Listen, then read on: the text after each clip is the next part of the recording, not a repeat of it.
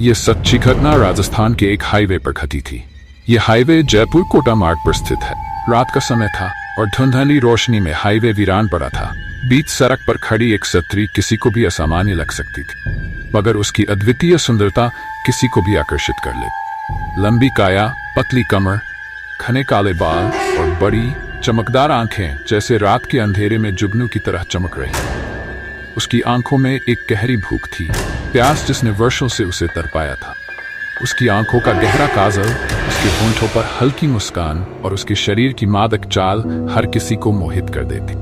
हर रात वह एक ही जगह खड़ी होती, जैसे वह किसी का इंतजार कर रही हो। अगर कोई उसे लिफ्ट देने की हिम्मत करता तो वह पहले उसकी ओर एक मोहक मुस्कान फेंकती, लेकिन जैसे ही वह गाड़ी में बैठती माहौल बदल जाता। वो धीरे धीरे उस आदमी के करीब आती, उसकी नजरों में डूबकर उसे अपने मोहपाश में फंसा ले।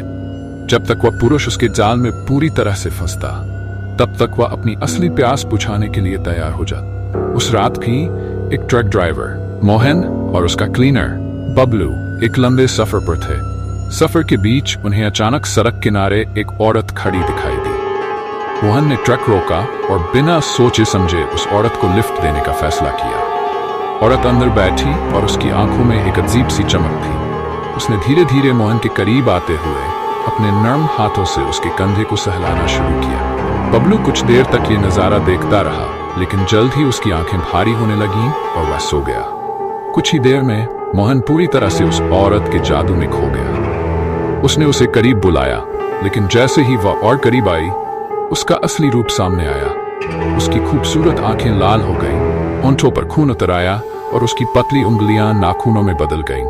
वह मोहन की गर्दन पर झपटी और देखते ही देखते उसका दम घुटने लगा। बबलू की आंख खुली, लेकिन उसे बचाने में देर हो चुकी थी।